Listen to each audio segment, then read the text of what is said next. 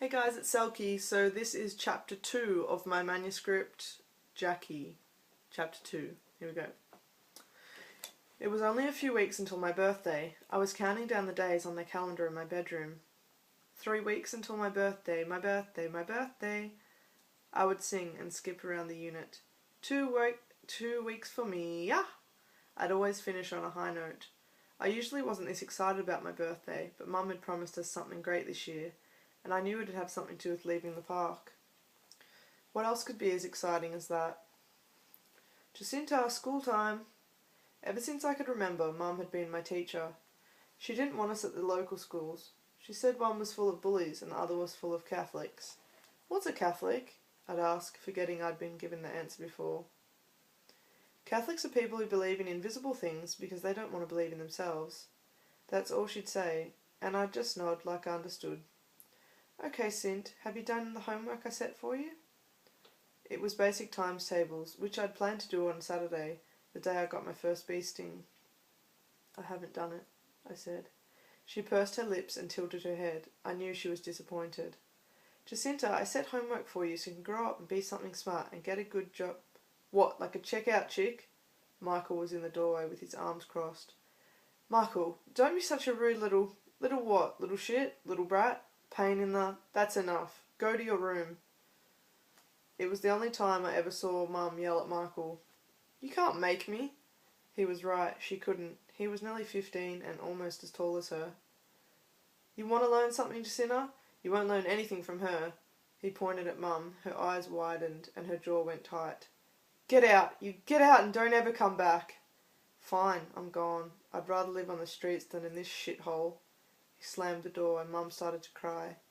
She'd been standing and yelling and now she was reduced to squatting like an infant, afraid. Sorry, Mum, I whispered. She didn't say anything, she just got up and ran out the front. I followed her. She was standing on the front porch when I got there, eyes darting back and forth, hand holding her mouth, afraid something else might accidentally escape. For a moment my eyes forgot how to blink, my throat closed and I couldn't move. Mum didn't talk much for the rest of the night. She didn't even ask me about my day like she usually would. How's dinner? She asked. Her eyes stared at the wall in front of her. Good, thanks, Mum. Good, was all she said. I never thought she was worried about what I'd thought about dinner anyway. We hadn't seen Michael since that morning. Mum stopped teaching me after that day. The next night when the unit was quiet and Mum thought I was asleep, I put on my thongs and snuck out to look for Michael. I didn't have to walk far. I saw his silhouette from the street lights around the park. He was by the creek with his back against a tree.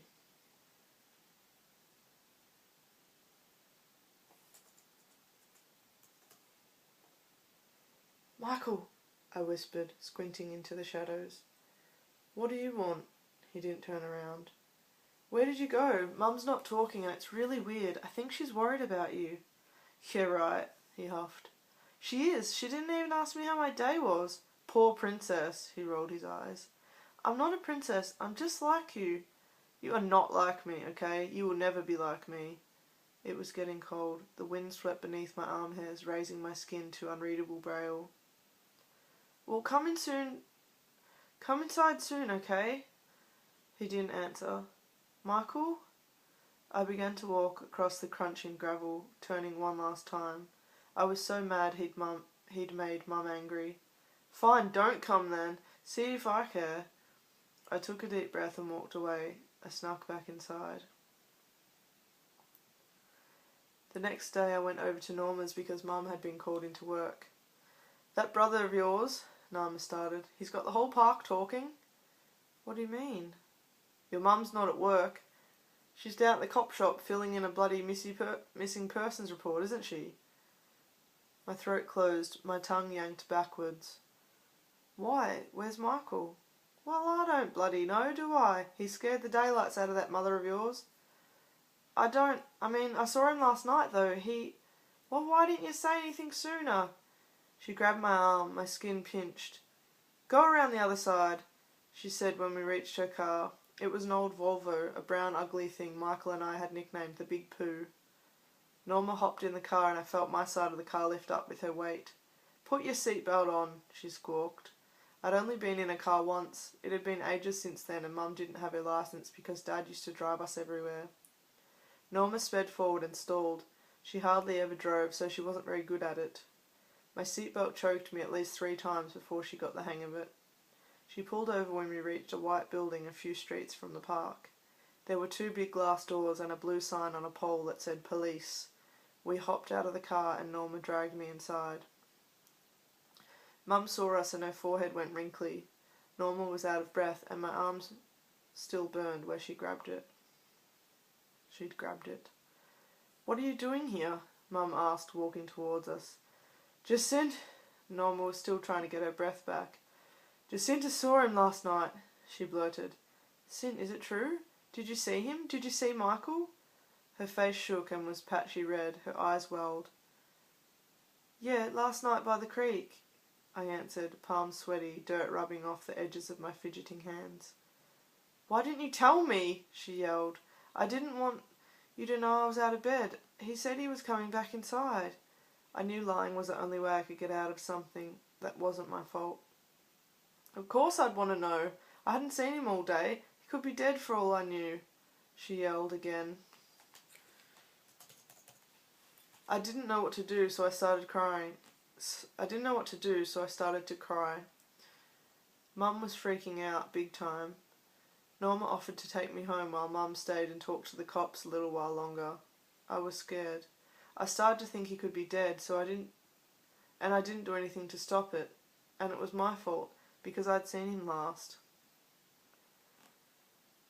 I'd told him I didn't care, but I did. I didn't want him to leave. I closed my eyes all the way home, hoping, wishing he would come back. When we got back, I went inside Norma's flat and sat on the carpet, not talking. I felt if I said anything, it'd only make things worse. When Mum finally got back, I walked home. She didn't come and get me. Another night went by with Mum not talking. A week went by, and then 2. And Mum's face went a sort of grey colour because she hadn't been sleeping. Then the big day came, my 10th birthday, the big surprise. I woke up in the morning and went into the lounge room. The house was quiet and stuffy. I found Mum asleep on the couch with the phone in her hand, the same position I'd found her in every morning for the past 2 weeks. She'd stay awake all night hoping Michael would call and end up passing out from being so tired. I didn't wake her. I felt bad enough for not telling her I'd seen Michael the night before he disappeared. I felt nauseated from the stuffy unit, so I put on my tracksuit pants, a t-shirt and my pink runners and walked down to the beach. It was a nice morning. The days were getting warmer and I was getting excited about meeting some more city kids this summer. I walked over the big grassy hill and looked out at the ocean. The sea breeze blew across my warm skin and I closed my eyes for a second to listen to the beach sounds. The rushing of the waves crashing onto the hard sand and the magpies squawking for their breakfast. I heard an unfamiliar sound that day, a swish like whip and the clicking of a fishing rod. This beach wasn't known for its fishing. My foot sank as I stepped onto the sand. I walked up the beach and sat to watch the man fishing. He cast the rod with a huge swing, clicking back and winding through. I didn't know what he was doing, but it was fun to watch. Rapidly I saw his face change and his knuckles turn white. He clicked and pulled hard on the rod. He was pulling in something big, I could tell. I sat up straight and eagerly waited to see what sort of creature would be attached to the end of his line. There in the shallows flopped a tiny fish about the size of my hand. The look on his face made me giggle. I covered my mouth, but he turned and saw me. He smiled, embarrassed, then looked out at the ocean and cast again. I got up to walk away when I heard a voice behind me. "You know, I only ever catch the big ones up north." It was the fisherman. I turned around. "Yeah, me and my son go fishing up there every year on his birthday. Sort of tradition, you know what I mean? You ever tried fishing?" "No, I don't know how." "Figures," he started. "Beautiful day. Would you just look at that sunrise?" "Yeah," I said. "Ah well, not catching a thing has made me hungry." He smiled. I wished I were older so it wouldn't seem weird of me to ask him over for breakfast. I wondered if Mum was still sleeping. The fisherman packed up his things, flipping a bucket of similar tiny fish back into the shallows. He looked like he was finished, so I turned to walk away when I heard him call out again. "Oh, before I forget, I have something for you." I didn't move. I suspected my mother was right when she'd said don't accept candy from strangers, so I stayed put. He reached into his pocket and pulled out a small square present wrapped in pink paper with a curly white bow. He held it out to me. I didn't move. I'll just leave it here for you then," he said with a smile, placing the gift in the sand. He collected his things and walked away. "Thanks." It was all I could think of, not, "What is it?" or "Have a nice morning." I reached into the sand and retrieved my gift, the only gift I got that day. Walking back to the unit, I thought about the fisherman. He hadn't shaved, not like the weatherman on TV, all shiny and beaming. In my pocket, I clasped my fingers tightly around my present, rubbing the smooth wrapping paper with my fingers. Mum was in the kitchen when I got back. She faced the window, slowly scrubbing the fry pan that looked like it had long been clean. "Mum?" "Yep," was all she said, still facing nothing, still scrubbing. Did he... Mum stopped scrubbing. My stomach dropped. He hadn't come home. I went to my room, eager to open my present. I lay on my bed with the present on the pillow, just admiring it. The wrapping was messy, like it had been wrapped by a man without kids. It was perfectly imperfect. I flipped it over and carefully slid my finger under the sticky tape that already had tiny flecks of sand across the edges. I opened one side, then the other, and removed the undamaged paper. A deck of cards. I knew what it was when I saw it. I'd seen some at Norman's, but they were her good luck charm from Jupiter in Queensland. Even I knew Jupiter was in the sky, way up where it's dark and you can't stand up because the air is so light and you float around like a butterfly. I opened the plastic wrapping and felt the smooth, clean cardboard casing. Norma's were all ratty and the cards had holes in them, but these cards were perfect. I held them in my hands and started to mix them up like Norma did when she was worried about something. Shuffling, she called it. I wasn't very good at it. The centre of the card fell open and 2 cards flipped over, facing me. The King of Diamonds and the Jack of Clubs. I put them next to each other. Then I found the Queen of Spades and put her in between, and lay there wondering what card I would be. So that's the end of chapter 2. Stay tuned for chapter 3 and thanks for watching. Bye!